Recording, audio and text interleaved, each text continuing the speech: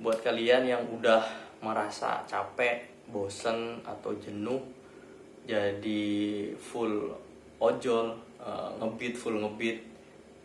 Di sini saya mau ngasih gambaran atau untuk mengawali karir kalian sebagai YouTuber atau content creator.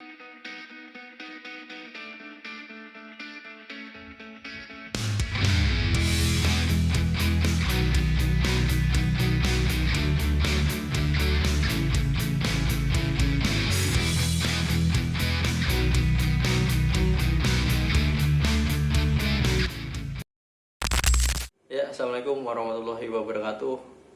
Balik lagi tentunya di channel saya, teman-teman. Nah, di video kali ini saya bukan mau ngasih tips dan trik cara menggacorkan akun. Nah, buat kalian yang udah merasa capek, bosen atau jenuh jadi full ojol, full ngebeat. Di sini saya mau ngasih gambaran atau untuk mengawali karir kalian sebagai YouTuber atau content creator. Simak sampai selesai. Persiapannya apa aja Bang Budi gitu? Nah, persiapannya tentu jelas. Yang pertama niat, tekad, dan mental. Itu yang perlu ya teman-teman ya. Nah, niat dan mental ini tentunya harus kita punya dulu, dasari. Nah, ini meliputi misalkan kita niatnya apa, tujuannya apa, yaitu jelas mendapatkan penghasilan. Syukur-syukur nih kalian bisa bener-bener lepas dari dunia ojol, bener-bener kalian full nggak ngebeat seperti konten-konten kreator YouTuber ojol yang udah berhasil seperti Bang Juple, Bang Plat, atau dan yang lain-lain yang udah vakum dan udah menemukan jalannya masing-masing. Nah, syukur-syukur bisa itu. Terus tekadnya juga harus jangan setengah-setengah ya. Karena apa? Karena tantangannya bukan di awal doang, nanti kalian ada fase-fasenya. Awal menurut saya tuh fase-fase awal itu di bawah subscriber 500. Nah, fase menengahnya itu ketika subscriber 500 sampai ke monet, itu fase menengahnya. Sampai fase lanjutan udah monet untuk mendapatkan penghasilan, itu ada 3 fase. Nah, dari ketiga fase itu tentunya yang tadi, yang niat, tekad, terus mental. Nah, mental ini kita harus jaga. Ini meliputi tadi ya teman-teman ya. Terus ini tuh meliputi juga konsistensi. Konsistensi apa Bang? Yaitu mengupload kontennya itu sendiri ya, minimal kalau bisa seminggu 3 kali minimal itu ya, bukan maksimal. Semakin sering kalian upload, bukan sering berarti setiap hari 2 kali atau 3 kali, jangan. Maksimal sehari 1 kali ya teman-teman ya, jangan sampai lebih dari itu. Pelan-pelan aja untuk tahap awalnya itu. Nah, itu yang pertama. Terus tujuannya tadi udah penghasilan ya. Terus konsistensi tentang uploadnya. Terus lanjutnya masuk ke teknisnya. Teknisnya apa Bang? Awal-awalannya, contohnya kalau kalian mau jadi konten kreator, YouTuber ojol atau Gojek, itu harus nentuin konsepnya dulu. Pertama, konsepnya apa? Kalau emang kalian mau konsepnya hiburan atau apa, ojol hiburan atau ojol cuman sekedar vlog-vlog biasa, tapi harus paham juga banyak belajarnya. Tapi untuk fase-fase awal ini yang paling gampang seperti saya dulu, itu awal-awal itu ya udah ngomong begini aja teman-teman ya, keluh kesahnya jadi seorang ojol begitu. Awal-awal itu untuk melatih kelancaran komunikasi di depan kamera. Itu juga tantangan awalnya itu teman-teman ya, sampai kalian bisa menyampaikan dengan lumayan lancar ya. Saya juga nggak nganggap saya ini udah lancar, masih banyak kekurangannya. Itu yang pertama. Terus selanjutnya udah kayak gitu fase awalnya, udah konsepnya apa dulu, mau konsepnya misalkan tutorial terus atau motovlog atau live on beat. Nah, itu yang harus kalian konsepin, bener-bener konsepinnya itu rapih gitu teman ya. Misalkan pokoknya lihat aja live on beat, Gojek itu kayak gimana, cara ngojek itu bagaimana, kalian tonton aja kayak gimana. Atau cuman sekedar tutorial, tapi tutorial harus ngeliatin hasilnya. Kalau nggak ada hasilnya kalian percuma ngasih tutorial ya, meskipun nanti ada yang julid. Nah itu tantangan juga ya. Karena apa? Karena jadi youtuber tutorial apalagi Gojek ya, karena apa ya, kalau boleh saya bilang tuh habitnya atau circle-nya itu banyak, namanya ada aja orang sirik gitu. Orang sirik, orang yang kontra karena merasa dia ilmunya ini dia bagus. Ada aja nanti tantangannya di situ, ada yang kontra. Itu yang akan melatih mental kita sampai mana. Itu kalau tutorial. Kalau amannya sih jadi konten kreator live on beat itu jarang ada yang julid ya teman-teman ya, nggak sebanyak jadi konten youtuber tutorial kayak saya nih begini teman-teman ya. Nah itu tantangan paling awalnya, konsepnya harus apa dulu, harus jelas. Atau mau kayak gimana ya, cuman ngevlog biasa tentang keseharian kalian dari mulai berangkat sampai rumah itu kayak gimana, tanpa live on beat juga bisa. Durasinya, nah durasinya berapa bang? Maksimal itu 15 menit aja, jangan lebih dari itu. Semakin singkat semakin bagus. Intinya yang penting tersampaikan, pokok kontennya itu apa dulu. Misalkan kalian punya namanya judul atau tema live on beat, banyak tantangan ini hari ini banyak terkendala hujan atau banyak ngeblast atau apalah, pokoknya sepintar-pintar kalian bikin namanya judul ya. Nah judul itu juga penting teman-teman ya, judul yang menarik perhatian, tapi jangan cuman clickbait itu apa, isinya apa tapi judulnya beda gitu teman-teman ya. Itu nanti viewernya nggak respect teman-teman, wah ini mah konten ngebohongin gitu, judulnya ini tapi isinya ini. Nanti viewernya ini nggak respect, nggak punya, jadi nggak menarik perhatian ke konten kita atau channel kita. Itu udah cuman sekali doang, habis itu nggak ditonton gitu teman-teman ya. Harus sesuai, jangan memancing judulnya semenarik mungkin tapi isinya beda jauh gitu teman-teman ya.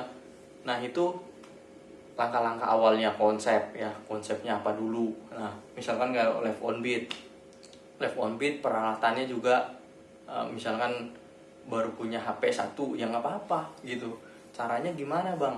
Caranya ya misalkan nih kalian ngerekam ya pakai HP, tapi sebisa mungkin jangan pakai ini teman-teman ya, pakai rekam layar. Kalau live on beat itu kurang gimana ya, effort atau perjuangannya itu dalam prosesnya itu kurang dilihat bagus, kurang enak gitu. Dalam etikanya itu kurang enak dilihatnya. Karena kualitasnya cuma ngeliatin screen recordernya itu jelek gitu dibandingkan pakai kamera. Emang proses pakai kamera itu repotnya bukan main. Dari proses ngeditnya itu panjang banget. Dulu saya hampir setiap hari tuh kayak gitu, tapi pakai bener-bener kamera teman-teman tuh. Awal-awal saya live on beat itu, kalau lagi males ya sesekali pakai rekam layar, tapi jarang, nggak sampai rekam layar terus. Kebanyakan saya pakai kamera karena lebih dihargai penonton itu. Kalau pakai kamera lebih masuk ke suasana, jadi membaur, jadi bener-bener mereka itu ngalamin bener-bener sama yang mereka alamin gitu. Jadi frekuensinya nyambung gitu, sinkron gitu teman-teman. Beda kalau kita live on beat tapi rekam layar, itu nggak bagus. Saran saya jangan. Ya meskipun kalian HP-nya cuma 1, kalau HP kalian 2, wah lebih enak lagi. Terus persiapannya pakai chest strap gitu. Kalau saya kan emang nggak terlalu fokus live on beat ya, lebih banyak ke tutornya, jadi saya nggak terlalu proper buat live on beat. Tapi kalau teman-teman untuk mengawali itu, resiko atau tantangannya itu nggak terlalu berat seperti saya nih, misalkan tutorial Gojek, karena banyak pemahaman atau materi-materi yang sangat kompleks, sangat kaya banget, yang harus kita kuasai dari penyampaiannya, terus cara menyampaikan faktanya, antara menyinkronkan fakta dengan yang kita sampaikan itu nggak gampang. Terus kemudian nanti belum ada namanya yang julid, karena apa, kita harus memikirkan perasaan orang gitu. Kira-kira yang kita sampaikan, ya emang kadang namanya orang ya, ada yang terima ada enggak, cuman kita meminimalis itu. Bukan berarti kita nggak akan, biar nggak ketemu orang-orang begini, nggak akan mungkin teman-teman. Pasti ada aja teman-temannya yang model-model viewer yang kayak gitu. Tapi kalau mau amannya live on beat. Tapi live on beatnya saran saya waktu itu, saya awal-awal itu live on beatnya pakai kamera, rekam layar dulu nih, rekam layar, rekaman dulu nih awalnya bagaimana bla bla bla, kalian boleh lihat lah. Pokoknya yang lain-lainnya sekitaran kayak gitu. Yang penting pakai kamera HP aja, meskipun kamera kalian satu, atau bisa kalian kamerain dulu nih, kalian ngomong bla bla bla. Oke, assalamualaikum warahmatullahi wabarakatuh. Oke teman-teman, ini coba live on beat di hari Senin misalkan tanggal segini-segini. Oke, ikuti terus sampai akhir gitu supaya gak gagal paham. Ikuti terus sampai selesai gitu teman-teman. Langsung begitu orderan masuk, kalian juga harus download tuh rekam layar kan. Kalau kalian lebih masuk lagi tuh pakai rekam layar orderan masuk gitu, kayak saya tuh kan di sebelah kiri itu pakai itu juga. Jadi agak susah juga kalau HP kalian juga harus mumpuni teman-teman ya. Kalau sekarang ini live on beat juga RAM-nya juga harus cukup, yang minimal kalau 4 nggak bisa teman-teman ya, nge-lag agak kurang ya sekarang tuh. Kalau buat HP sekarang kayak saya nih, kalau buat live on beat ya nge-lag gitu, yang ada kalian nggak fokus. Yang penting apa, kalian fokus ngojek juga iya, kontennya dapet gitu teman-teman. Jadi biar nggak keganggu, ya minimal kalian punya RAM yang cukup bagus lah, 6 atau 8 sih bisa mungkin. Terus internalnya 128 atau lebih, itu lebih bagus itu. Dan kualitas kameranya, nah ini yang penting teman-teman ya, HP-nya sebisa mungkin kalau kalian HP-nya ada fitur stabilisasi videonya itu lebih bagus ya teman-teman ya. Ada fitur stabilisasinya, ada ACE ya. Nanti kalian cek sendiri spesifikasi HP kalian, atau kalian mau ganti HP.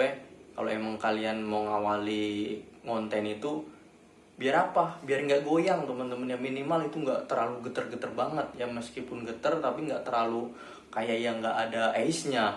Atau bisa ultra wide gitu, meskipun nggak ada ACE tapi bisa ultra wide minimal. Ultra wide itu apa? Yang misalkan sudutnya lebih lebar gitu, kayak mata ikan, fish eye gitulah modelannya. Itu juga secara otomatis udah kayak ada stabilisasinya teman-teman ya. Nah itu yang penting. Terus konsep udah, perangkat udah, caranya udah. Terus apa? Yang penting tadi konsisten udah. Terus selanjutnya udah kayak gitu. Kalian udah konsepin dulu dari awal sampai akhir itu kayak gimana. Terus nah ini tantangannya juga ngeditnya. Ngeditnya juga kalau kalian masih full time ya, itu bener-bener menyita waktu teman-teman ya. Udah ngeproduksi dari pagi sampai sore, sampai selesai kalian ngebeat, terus pulangnya kalian ngedit gini-gini bla bla bla, masukin ke videonya lama, atau terus nge-save-nya lama, nge-exportnya lama. Itu tantangan banget, sampai ketiduran bisa jadi. Itu perjuangannya luar biasa. Itu baru tahap awal ya, itu fase awal ya. Ini saya ngejelasinnya fase awal, nanti fase berikutnya saya jelasin lagi. Nah itu teman-teman ya, untuk mengawali jadi konten kreator ojol. Nah oke. Sekian, mudah-mudahan ini sebagai salah satu gambaran, atau mungkin bisa jadi jalan alternatif kalian yang udah mulai jenuh, udah mulai capek nih di dunia ojol. Ataupun kalian mau punya konsep di luar ojol, nggak masalah, yang penting kalian punya karya.